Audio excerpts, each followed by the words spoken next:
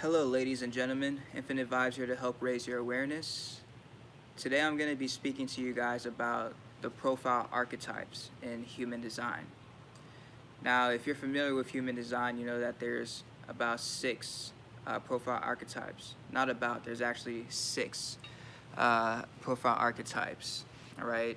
So we're going to start from one and we're going to work our way to the six. I'm basically just going to give you a brief description of what these profile archetypes are.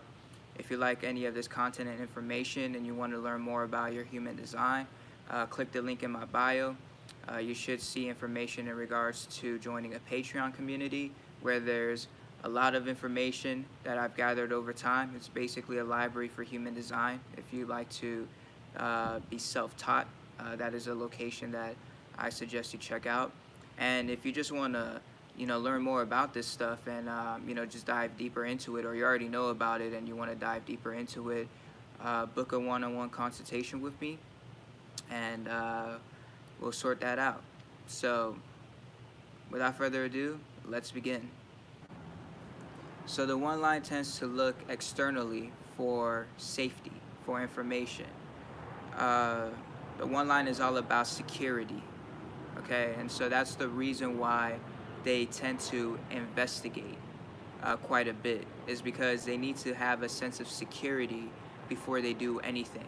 They need to have the full know of what it is that they're doing, where is it that they're going, what's this whole thing about, and so forth and so on, before they fully immerse themselves into that said subject, into that said environment, and so forth and so on. So the one line is pretty much somebody who's pretty cautionary, I would say. They don't really tend to jump straight into a situation in regards to life, and like I said before, they look externally to find that safety and that sense of security. Now, moving on to the two line. The two line is the hermit, right? So the two line is quite a bit different from the one line, with that being that it doesn't look external for its sense of safety and security. It actually goes inwards, right? So you find two lines tend to enjoy being alone quite a bit, whereas one lines, they enjoy being by themselves a lot as well, but they will stop to gather information, and once they're done investigating, they'll keep moving forward, right? Whereas a two line, they tend to enjoy solitude. They tend to enjoy time by themselves, just basking in their own brilliance, conjuring up their magic in their own environment, and then when they're ready, they'll present it to the rest of the world, to the rest of society. So with two lines, it's very important that you give them space and time to be in their brilliance and their magic, and when they're ready to emerge from that solitude, they will. And when they do, they're going to come out with a bag of goodies and a bag of tricks that they've conjured up during their time in that environment. Now moving forward to the three line. The three line is the experimenter, the trial and error, okay? So whereas like the first two lines, they find a sense of safety in either, finding answers externally or finding answers internally, the three line needs to experience the answer. They need to experience life. They need to experience what something is like. And, and so there's not this cautionary aspect within them of, oh, I need to have the answers before I do anything, or let me retreat into myself and conjure up my magic to share with the world. Their magic is experimenting with life, going out there, trialing and erroring with different things. They are the warrior of the profile types, all right? They're the types that would go jump out of an airplane. They're the first ones to jump into the water at the beach. They're the first ones to try that new thing, right? So that's the three line, the great experimenter, the trial and error, all right? Then we move on to the four line, the opportunist. Now, a lot of times people hear opportunist and they feel as though that's a negative thing. That's actually something quite remarkable that the opportunist does, is that they're able to see things that other people don't necessarily see, right? So in times of crisis, in times of chaos, the four line really tends to find the silver lining. They tend to find the way right? Where others seem to be, panicking, right? Or not too sure as to what to do next, right? So the 4 line is very important that if you have a 4 profile, that you trust what it is that you see, because a lot of times what you see, many people in society will not see initially. They will not be ready to see. And so you need to trust, this vision that you have, and you need to trust what it is that you see and to push through and follow through on it. And once people see that, okay, this is something that's working, this is something that is actually possible, people will begin to gravitate towards this thing that you have seen, this opportunity that you have been able to present to the world, right? And then we move on to the 5 line, the heretic. Now, the heretic is the problem solver, all right? They tend to walk the middle line of everything. With the 5 line, nothing is quite right and nothing is quite wrong. Everything is just right. Everything is all about finding the middle ground, the middle. They don't side with, either bases, red or blue, black or white, yellow or green. They seem to come up with their pathway, right? And upon discovering this new pathway, it's funny because people tend to debate upon this new pathway, right?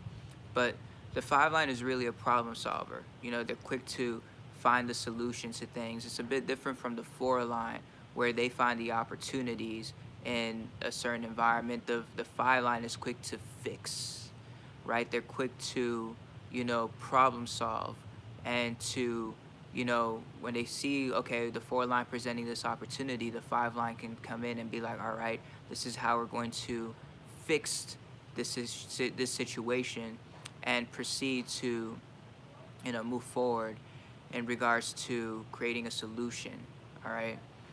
Then we move on to the 6 line, and the 6 line embodies all of this, all right? The 6 line has 3 phases in their life.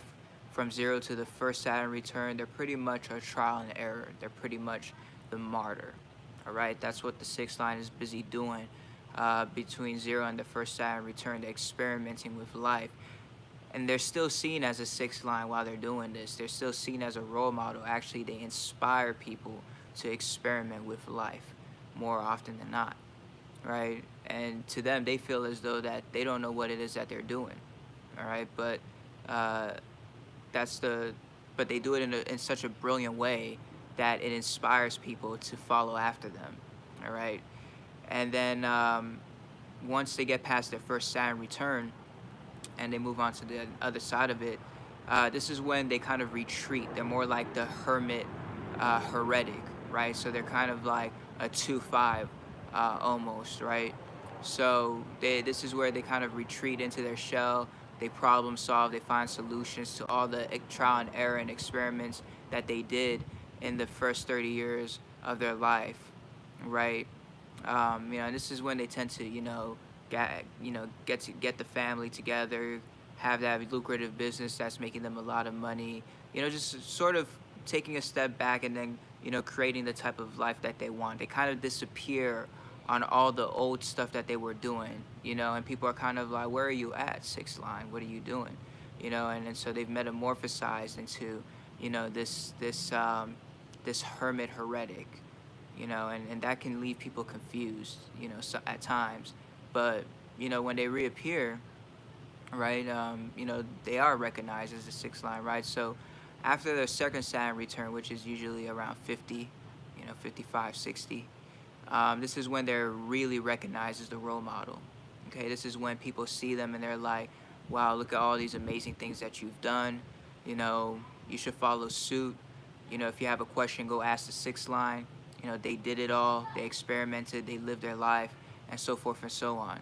So it's not until later on in life that you're actually officially recognized as the 6 line, right? Even though, throughout life, right, you're gonna garnish, you're gonna, pick up a lot of admirers along the way, right? But for the 6 line, it's not until your later years where, you're officially seen as the role model of the village, all right? And I like to equate the 6 line as You know, for those of you who have maybe seen this Disney movie, Moana, right? And then you see her grandmother, you know, who's just dancing away at life while everybody's busy working and, you know, going about their duties in the village, right? She takes pride in being the village crazy lady, right? Being that sixth line, the role model of the village, inspiring the generation, the next generation, you know, of children, you know, and so that's the duty of the sixth line,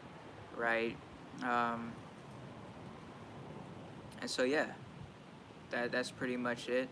Uh, we covered a brief summary of each of the profiles 1 to 6. Um, you know, and there's a lot more content like this on the way. Again, I apologize for not being as active as I should have been. I've been busy experimenting with my own human design, with my own life, you know, and it's really led me to, you know, a beautiful, beautiful reality. All right. So I'm going to end the live there. I hope everybody finds this information useful. And if you would like to get in contact with me, click the link in the bio. All right. Have a abundant and wonderful day. Peace.